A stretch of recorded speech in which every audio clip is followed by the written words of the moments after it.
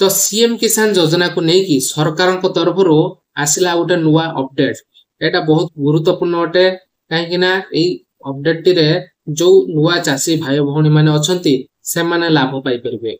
आवेदन करिया पई हेले कोन कोन डॉक्यूमेंट र आवश्यकता रहिछि आउ आपण माने केबे ठारू आवेदन करि परिबे।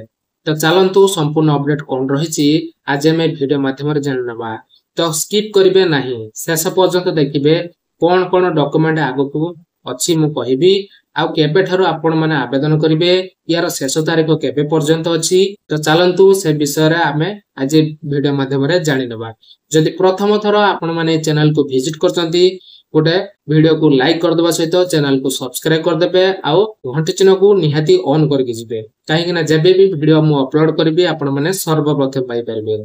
तो चलंतु कोन कोन डॉक्यूमेंट रो आवश्यकता रहिछि बा कोन कोन डॉक्यूमेंट आपण माने लागिवो। जो चाषी भाई भौणी माने अछंती से माने सीएम किसान टंका पाउ नाहंती बा से मानकु सुवर्ण सुजोग मिलि नथिला आउ से माने पाई पारु नथले। तो सरकार को तरफ रु आ गोटे नुआ इन्फॉर्मेशन बा अपडेट कहले चले आसीजी आपण माने आवेदन करिवे। आवेदन करिया पई हेले आपण मानकु दुईटी जिनिस ऊपर फोकस करिया पई पड़िबो। प्रथमतः आपनकर अकाउंट रे आधार संयोगीकरण होइतिबा दरकार। द्वितीय रे आपनकर ओडिसा कृषक पोर्टल ले पंजीकरण करथिबा दरकार। जदि ए दुईटी काम करे नउचंती ताले आपण माने सीएम किसान आवेदन करि परिबे। जो भाई ओ भौणी माने अछंती वीडियो को वॉच करचंती शेष पर्यंत देखिबे आहुरी इन्फॉर्मेशन आगो को मध्ये रहिछि यार शेष तारीख केबे रहिछि जो आवेदन प्रक्रियाकरण रही यार शेष तारीख केबे रही जानिबा आगो को। तो स्टेप बाय स्टेप आमे जानि नबा। तो प्रथमतः आपण माने आवेदन करिया पय हेले तो आपण को जाय को जिवे।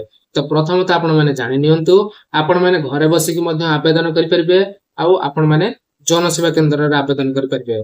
जदि आपण घरे आवेदन करिया पय चाहुचंती ताले आपनक पाखरे दुईटी जिंस थिबा दरकार। आपण बैंक रे आधार संयोगीकरण होइतिबा दरकार। ओडिसा कृषक पोर्टल आपनकर रेजिस्ट्रेशन होइतिबा दरकार। तापर जे आपण मन आवेदन करि परिबे घरे बसी कि जदि आपनकर संयोगीकरण हेइ नै ओडिसा कृषक पोर्टल आपनकर बैंक रे आधार लिंक हेइ नै ताले आपण माने करि परिबे नाही। प्रथमतः आपण माने कोन करबे ना बैंक रे आपनकर आधार संयोगीकरण करनबा निहाती आवश्यक। तापर आपण माने कोन करबे ना जनसेवा केंद्र जाई कि कोन करबे ना आपण माने सीएम किसान आवेदन करबे। जेतबळे सीएम किसान आवेदन करबे ता पूर्व आपण माने ओडिसा कृषक पोर्टल ले पंजीकरण करे नेबे। तापर जे कि आपण माने योग्य चाषी बोली विवेचित होउचंती। तापर जेतबळे आवेदन करचंती ताले आपनकर सीएम किसान टी आवेदन हेइ होउछ। तो आवेदन करिया पे हेले आजिठो आपण माने आवेदन करे नियंतु यार शेष तारीख रहउची 7/9/2025 आर मास 7 तारीख पर्यंत रहिछि। तो आपण माने ध्यान रो सहित ए कथाटी सुनंतु बाय वीडियो टी वॉच करंतु आहुरी आगो कोन रहिछि।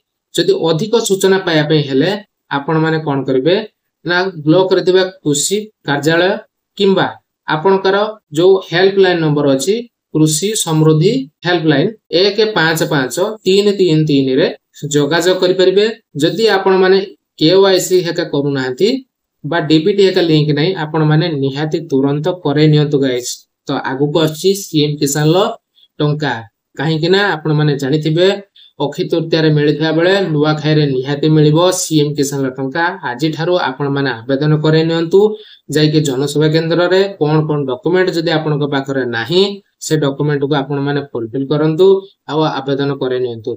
एइथला इन्फॉर्मेशन आपण माने को केमिति लागि जे मु जानिने आपण माने निहाती कमेंट करके जणेबे। ए वीडियो रे आपण माने कोन सिखि पारले आ आपण माने को ए वीडियो टी केते दूर सठिक लागिला। तो रहिलु नमस्कार जय जगन्नाथ। आ वीडियो को गोटे हाइप कर देबे।